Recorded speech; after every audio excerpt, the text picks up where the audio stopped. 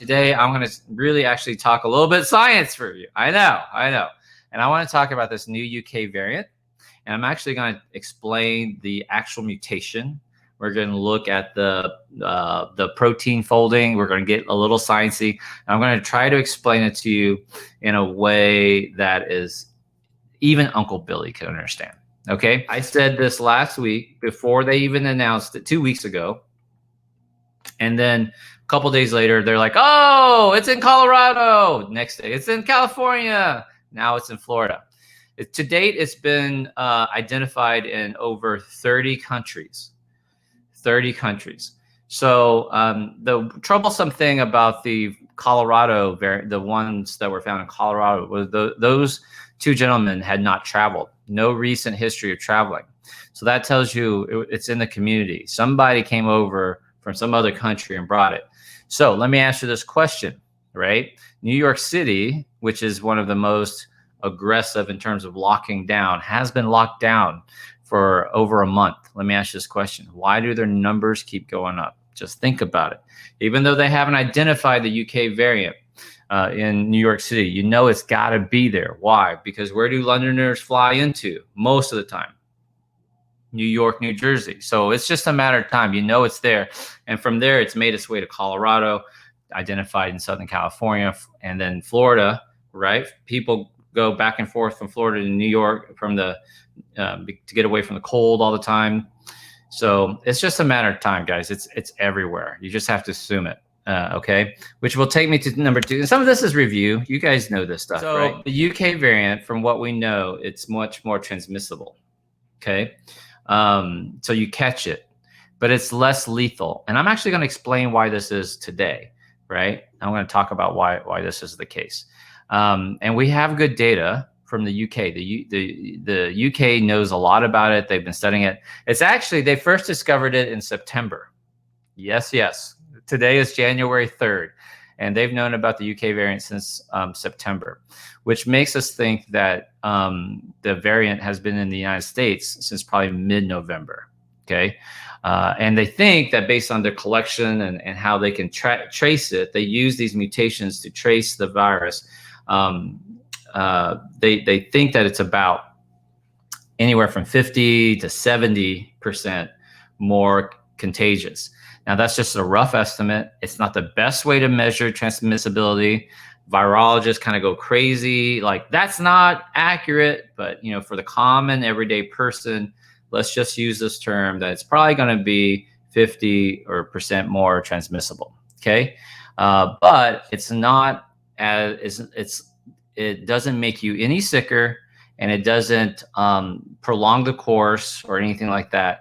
And there's no increase in lethality, and I'll explain why that is the case. Okay. Number 3, what we have to understand is let's get some basic definitions down. Okay, because some people don't understand this. Okay, this is super important. So hang with me. It's a little sciencey. Okay, we often misuse the terms or confuse the terms strain versus variant. What's the difference, Dr. V? Who knows? I bet, God damn it, if Uncle Billy gets this answer right, I'm going to be so mad. If Uncle Billy gets this answer right, I'm going to be so mad. So a strain is a virus that actually has a behavior that causes a disease. Okay, I'll say that again. A strain actually causes a disease. All right, so coronavirus is a family of viruses. Like we have lots of families of viruses. Coronavirus is a big family of viruses. Within those, there are different strains of coronavirus that cause different disease. So this particular coronavirus that causes COVID-19 is called SARS-CoV-2. SARS-CoV-2 is a strain of coronavirus that causes COVID-19. Does that make sense? So there are other coronaviruses that cause other diseases. There's MERS, Middle Eastern Respiratory Syndrome, and SARS. Okay, And those are, SARS-CoV-1, for example, is a strain that causes SARS. And there's another strain that causes MERS. So a strain actually leads to a pathological disease. Okay? Within that strain, there can be variants, and that comes through mutations. Okay? So this UK strain, oh, see, I fucked up. See? This UK variant still belongs to the SARS-CoV-2 strain. Does that make sense? Okay. But this SARS-CoV-2 strain is not the same virus as the one that causes MERS or the one that causes SARS. But they all belong to this fucked up family called the coronavirus. Okay? Makes sense. All right. So let's talk about this real quick. Number 4. People say, it's mutated! Mutated, Dr. V. Let's get this definition down, okay?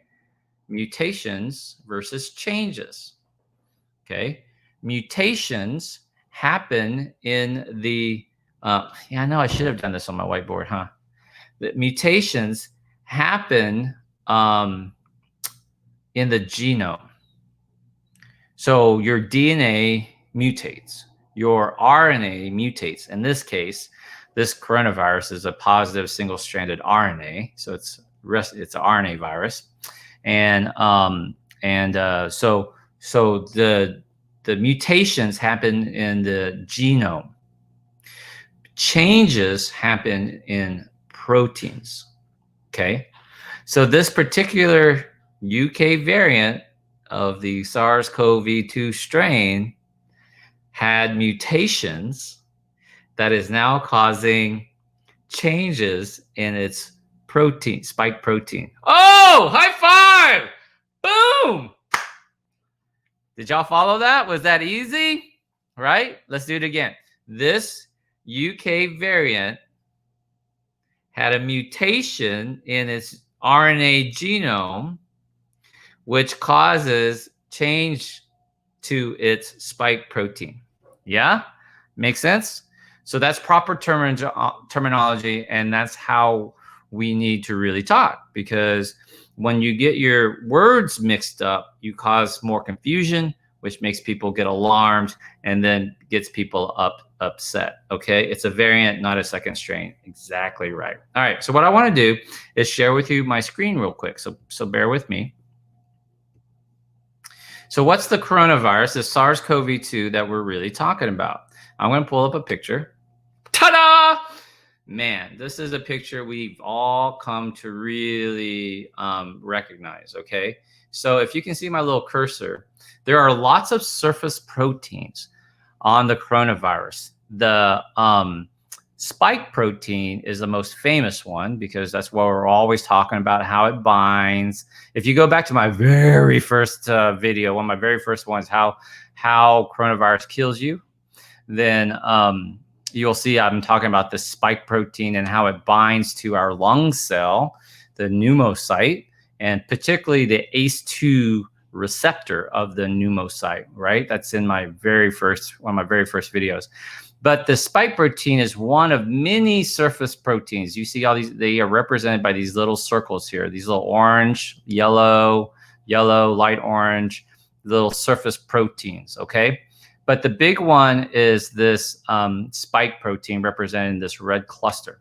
So it turns out that the spike protein is actually a trimer, which means it's one piece of messenger RNA that makes one protein, and 3 pieces of that protein actually wrap around each other and forms the spike protein. And that's the receptor. Does that make sense? Okay. Now I want to give you this, I'm Dr. V. I got to give you this really cool visual. All right. So let me know if that makes sense. So what I want to do is show you, like, use this. This is an example of the spike protein. So I'm just going to pull out 3 of these carnations. Okay. And remember that the carnations, the spike protein, is a trimer. There's 3 of the same protein. So 1, 2, 3. And they wrap together, wrap. Okay. And they form, this is the spike protein. Does that make sense? It's 3 proteins wrapped up as one.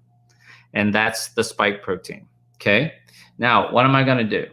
I'm going to show you real quick what that mutation is. All right. So bear with me and we're going to come back to this. All right. Don't laugh at this, but there's a website. I swear to God, I did not make this up. It's called JizzAid. It's called JizzAid. I know, JizzAid. So JizzAid stands for, here it is. I swear to God, I did not make it up. JizzAid, Global Initiative for the Sharing of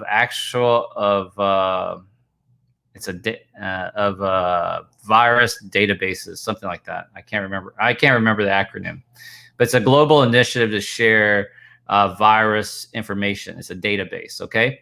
So they actually broke down this new variant. Can y'all see this? JizzAid. UK reports new variant termed VUI. That's the variant under investigation 2020. That's the year 12-01. That means it was identified December 2001. That's when they actually gave it this name. Okay. So it's defined by multiple spike protein changes. There's 2 deletions in 6970, deletion 145. And then these base changes, N50, N501Y, pay attention to that. And then these other changes here. Okay. So what does this look like? Well, this is the spike protein. You guys see this? And you see there's 1, 2, 3. There's 3 of them. And they've twisted and clustered together. Does that make sense? And you're actually looking down. This graphic is, you're actually looking down at the top of the spike protein like this. And so this one is 1. Here's another one of the blue, and here's another one. Does that make sense? And you're looking down at it. The second photo is you're actually looking at the sideways at the spike protein, is this second photo. Okay. Now, back to the first photo. What they've identified is these changes from these mutations are color-coded for you in cyan, blue, and yellow or gold, okay? And here is what they are. The cyan ones are these 2 deletions, and then the gold one is a change, a mutation, that N501Y that I talked about, and the other blue ones that don't really matter that much. So all of these changes make up the UK variant. Does that make sense? All right. So I'm going to stop sharing real quick. Go back to you guys. Okay. So am I back? All right. So here is the lovely spike protein. I hope this is making sense. And now I'm going to take one of the ones that don't look so good to... Is this helpful? Or are you guys bored as fuck? Are you guys like, CRISPR? Okay, so here's the UK one, motherfucker. There's 3 carnations, but as you can tell, they've got these changes to the surface. You see what I'm saying? They've mutated. We got the original one, and we've got the variant one. Now, they look the same. From a distance, you go, whoa, those are beautiful spike proteins you got there, Dr. V. But once you get closer, you can see that there are little changes. You see that? All right. So what I want to do is go back to my screen share. Okay, so here's our mutant UK strain, looking down at it from the top. And now we're going to look at it from the side. Okay, so here's the spike protein from the side. And you see these green lines at the top? The green line, that's actually that represents the ACE2 receptor. If you looked at my earlier videos, how COVID kills you, how coronavirus kills you, it makes its way into your type 2 pneumocytes. Those are your lung cells. And it binds to the ACE2 receptor. That's this green thing. And it just so happens, motherfucker, if you look at the side, damn, this N501Y, this gold mutation, hits right here at that ACE2 receptor, which we think is what causes it to be more transmissible, that it is binding tighter to that ACE2. Is that cool? Who thinks that's cool? Put a 1 in the comment section if you think that's cool. Come on now, while I drink my tea. Does that help you understand it? Okay, so I have my mutated variant here. Here's my normal virus. Here's my new UK virus with, all right, there we go. We got a lot of wands. Paula, Trish, hilarious, right? Excellent. All right, so Joan, Leslie, Christine, cool. So now you have this variant,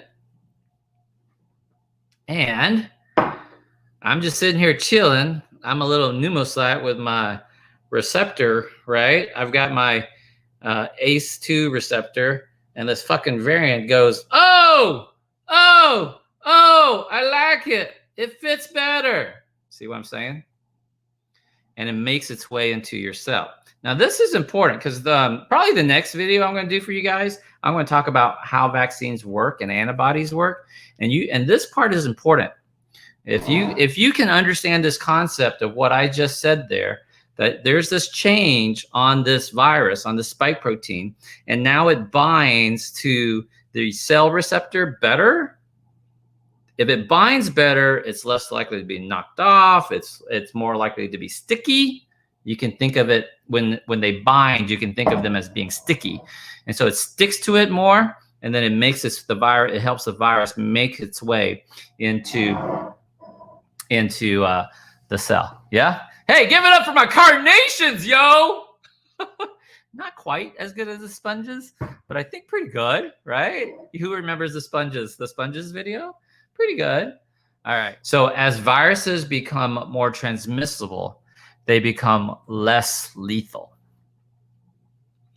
That's just the nature of viruses, right? Because if you think about it, what needs to happen in order for a virus to become more, to spread more?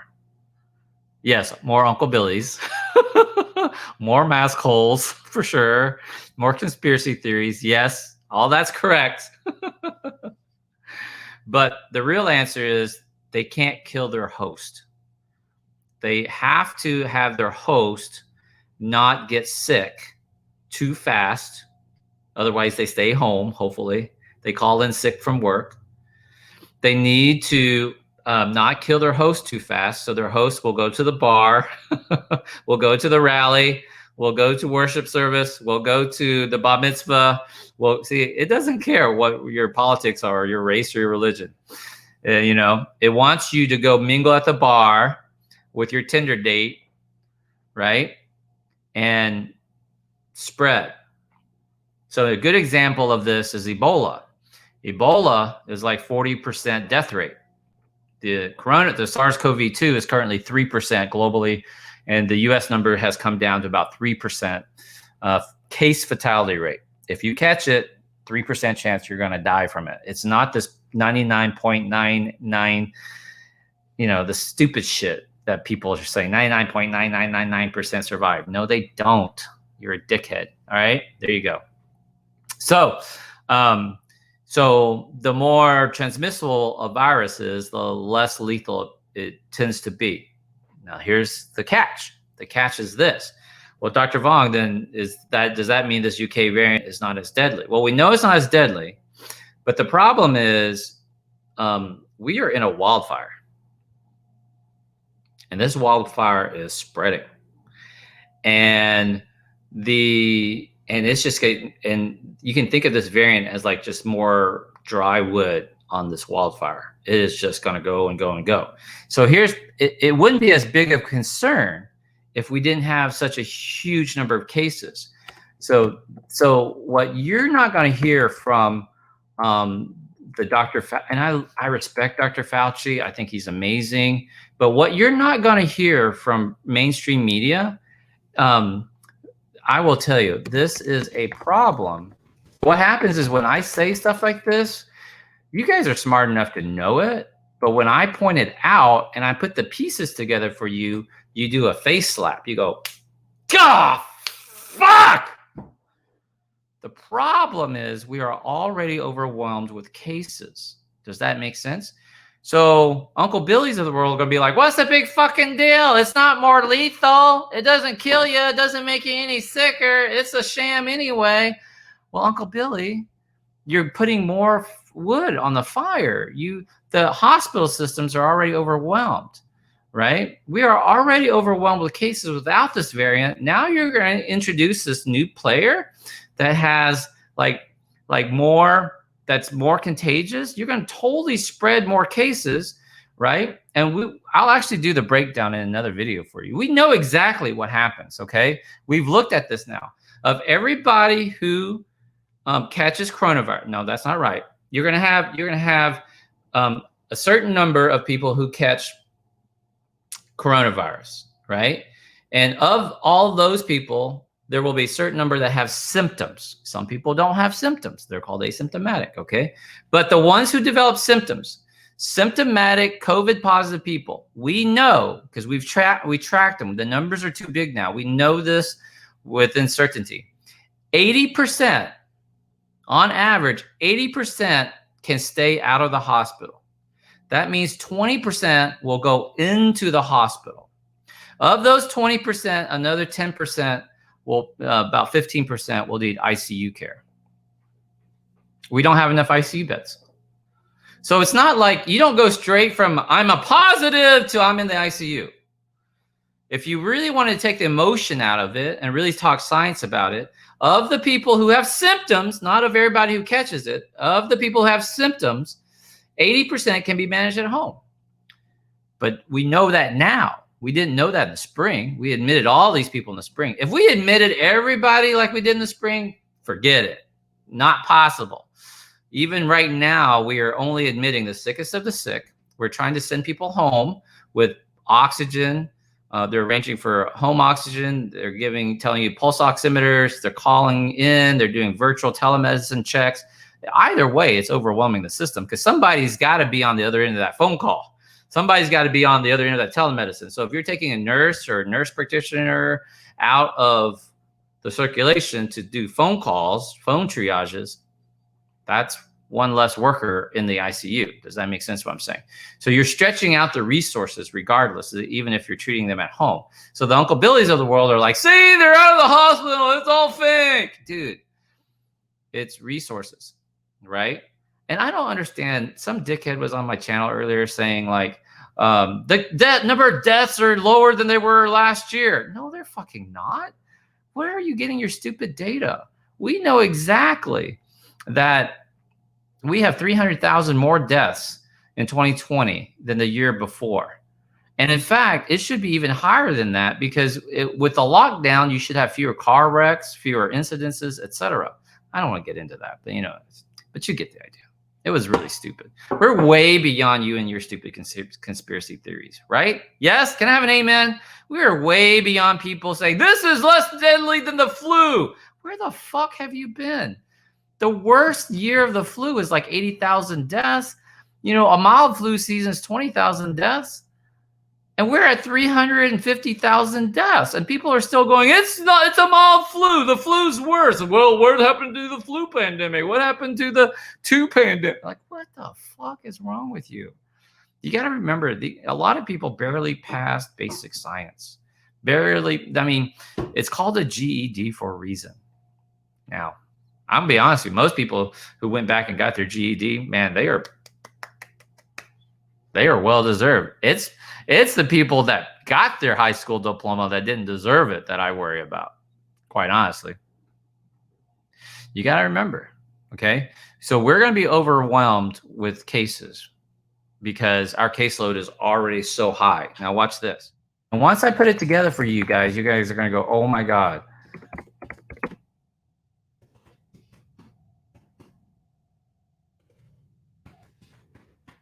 Okay. Haven't you heard, like before coronavirus, you heard of people, oh, the doctor made a mistake, the nurse made a mistake, we're going to sue them. They didn't give them this medicine. They took off the wrong leg. They took out the wrong kidney. You have medical errors. We know there are medical errors built into the system. So I love my healthcare professionals, but we all know, I mean, even before coronavirus, we were talking about physician burnout, surgeon burnout, ER doctor burnout. So now you add on top of that the coronavirus, you got with case overload comes healthcare fatigue, which will come worse death rate and worse morbidity and mortality. Now sometimes you make a mistake and it doesn't kill a patient, but it causes damage. Now we're all going to forgive you because this is a crazy ass time period. And we know you don't mean to make errors, but as resources go down. Now listen, I'll give you a good example. What's happening in LA? They're out of oxygen, Dr. Vuong, they're out of oxygen. No, they're not out of oxygen. They just have so many patients on oxygen in the hospital that the air pressure is too low to give it to them at a rate that they need it. Does that make sense? You can think of this as like water pipes in your house. You always have like that one shower, that one sink that's furthest away from the hot water tank, and it takes longest. There's very shitty water pressure. It doesn't flow very hard. It takes forever to get hot. That's the same thing that's happening in these LA hospitals. It's not that they're out of oxygen. It's that there are so many patients on oxygen, the flow can't get to them at the level they need it. And so that's nobody's fault. Nobody made a mistake. There was no medical error. But patients are going to be gasping for air. Patients are going to get more and more and more hypoxemic. And what are you going to do? Are you going to like shut off oxygen to Mary and so you can open it to Janine? Like what? Like this is horrible. This increased number of cases, it's going to lead to rationing of medical resources. And you're already seeing this happen, guys. What does rationing of resources mean? I will make it down to the point that Uncle Billy can understand. This means you don't feel good for any reason. You cannot get medical help. That's what that means. All right? It means you break a leg. You had to go do the icky shuffle, the achy breaky heart dance on New Year's Eve because you're such a badass. You fell off the dance floor because you were drunk and you broke your leg. Well, guess what? They are going to splint you and they're going to send you home. I can't get my pain pills. That's right. Because the pharmacies are all overrun. I can't get in to see my doctor. I need a cast. I need this. Dude, that's what that means. Rationing of medical resources. That's the drunk drivers. You know, on top of that, you got car wrecks, you got heart attacks, you got cancer diagnoses, right? How long can you put off a surgery? There are people waiting for cancer surgeries because either there's no resources, like they don't have any beds, but more often than not, there are insurance companies who are not approving surgeries during this time period because they don't know what resources will be available financially speaking. A lot of hospital systems have shut down elective surgeries. And by elective surgeries, I don't mean plastic surgery, yo. I mean non-emergency surgery that you're not going to die. This means breast cancer surgeries. This means colon mass surgeries. This means serious fucking surgeries. There are people with fractured necks who are just going to have to wait in their neck braces because they can't get a neck fusion right now because they're not going to die from it. But they're walking around with this neck brace that they have to sleep in. They can't change. At any time, something could happen. They could and go paralyzed. What the fuck? That's what rationing of medical resources mean, Uncle Billy. It doesn't mean you don't get your fucking Viagra on time. You understand what I'm saying? Teeth cleaning. Oh, should I get my teeth cleaning? I'm so pissed off. I can't go again and get my teeth cleaned. What the fuck is wrong with you? That is so July 2020. That was the bitching you could have done back in July. Now, people are dying, okay? Now, let's take it real. Let's go real. Who wants real? Real is you have coronavirus. You can't breathe. You have your pulse oximeter. It's going down. Yesterday it was 93. You woke up today, it's 92. Lunchtime, it's 90. You saw the Dr. V video. He says you got to go to the doctor, ER, if your pulse ox is down to 90. Now you've been waiting in the waiting room for 89. Rationing of care means this. It says, Uncle Billy, Aunt Sally, you've got coronavirus and your x-rays look bad and your oxygen saturations are 88, but we don't have any beds in the ICU. We have one ventilator left, and we've decided that if you are older than 65, I'm making this up, no one panic. This is what rationing of medical resources means. Don't panic, I'm making this up. But we're about to come to this. We've decided that if you're over 80, we're not going to intubate you. They did this in Italy, guys. Dr. V is not fear-mongering. I'm not exaggerating.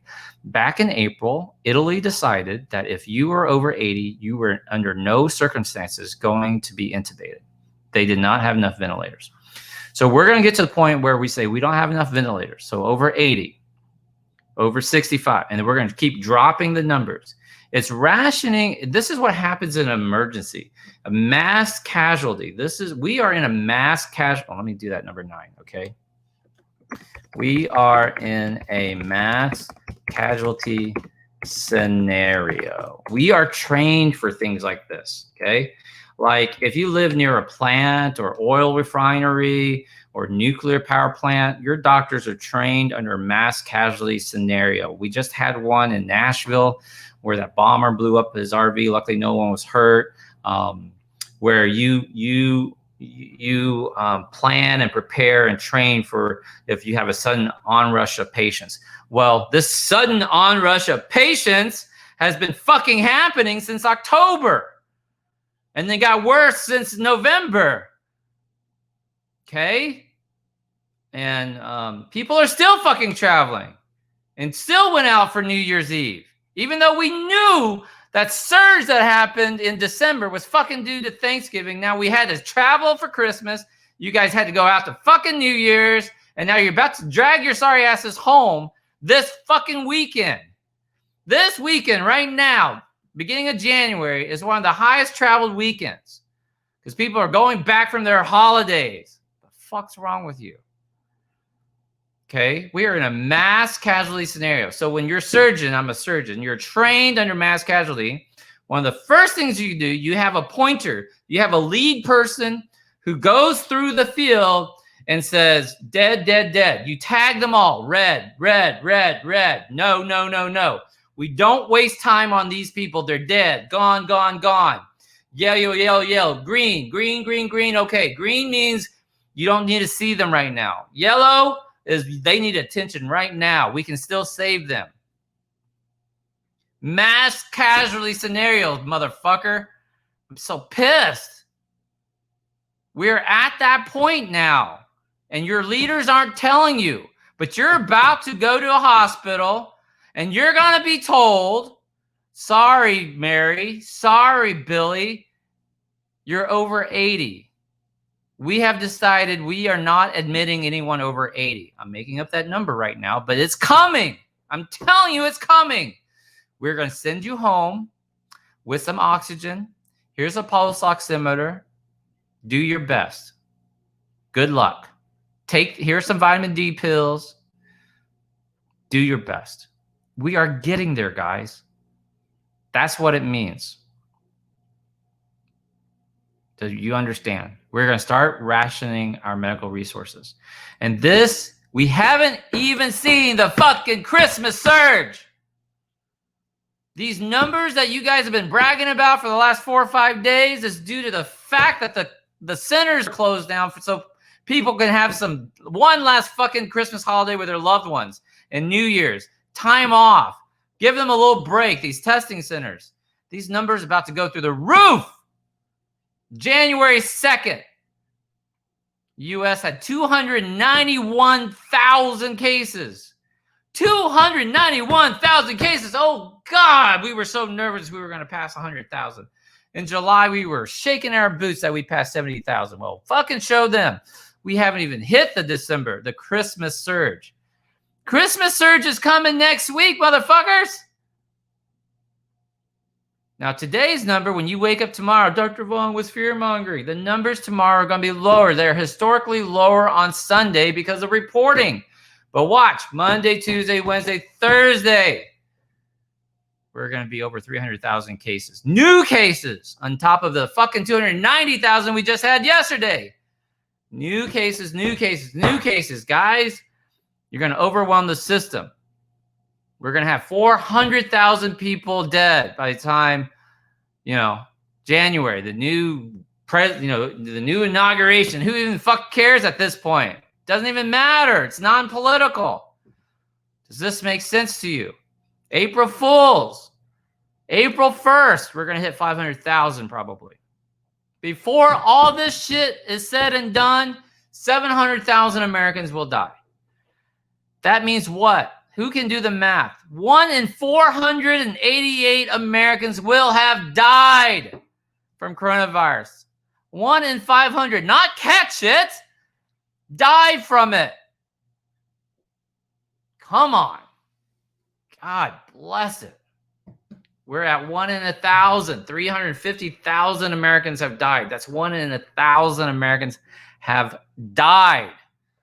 By the time this is all said and done, if we were lucky, 700,000 deaths means 1 in 500 Americans will have died. The fuck is wrong with us? And it's going to be due to shit like this.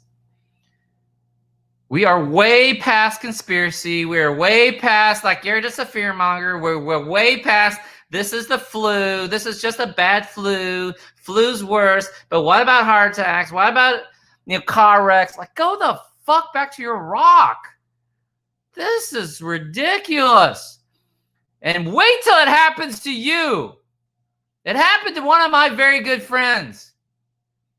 His stepdad, who's basically his dad, who has a history of a heart bypass, started having chest pains, started popping his nitroglycerin. They call 911.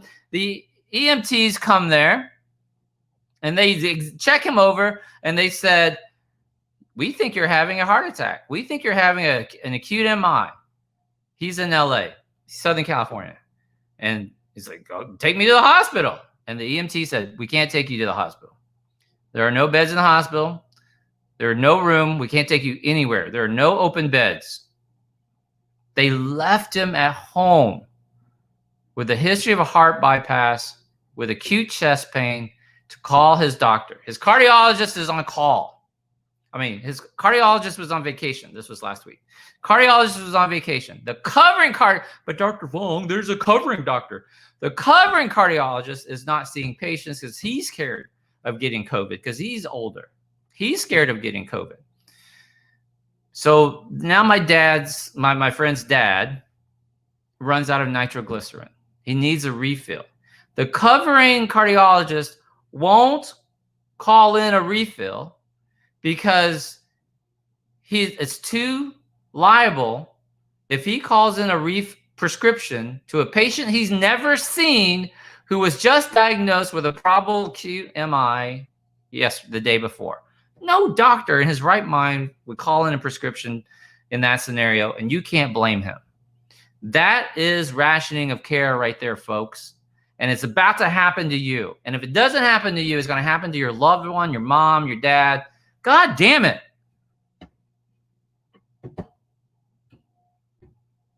You know what I'm saying? That's where we're at. And it's going to get worse. Guys, you got to listen to me. We haven't even hit the December Christmas wave. We're going to get a New Year surge on top of that. The end of January is going to make this look like child's play. LA is going to surpass 20,000 cases, even with a fucking shutdown. New York City is going to fly past 10,000 cases once this variant goes crazy. I'm telling y'all, New York has more set a record for a daily case number more than what they had in April. This is just the start. It's not the beginning of the end. We are in the middle of the dark winter. You gotta like fucking believe me, man. Do not travel. Do not gather, even with family members. If they do not live underneath your roof, do not see them. If you're an essential worker, God bless you. It's time to glove up, double mask, face shield. Go. You got to go back to what you were doing before when this first started. You come home, you take off your clothes, you hit the shower, you drop your clothes into the laundry. You change in the garage. You don't walk into your house. We have to go back to all that again. It's a couple new things. You don't have to worry about surfaces. Surfaces are not as bad. It is close quarters, indoors, bad circulation, less than 6 feet, no masks. Don't worry about Lysoling everything. You wipe shit down, but don't worry about it. Cash is not the problem. Okay? This is frustrating. I was going to test myself. Now I don't fucking know. Should I test myself? This shit's going to get so bad, guys. I'm telling you. Man. Stay safe.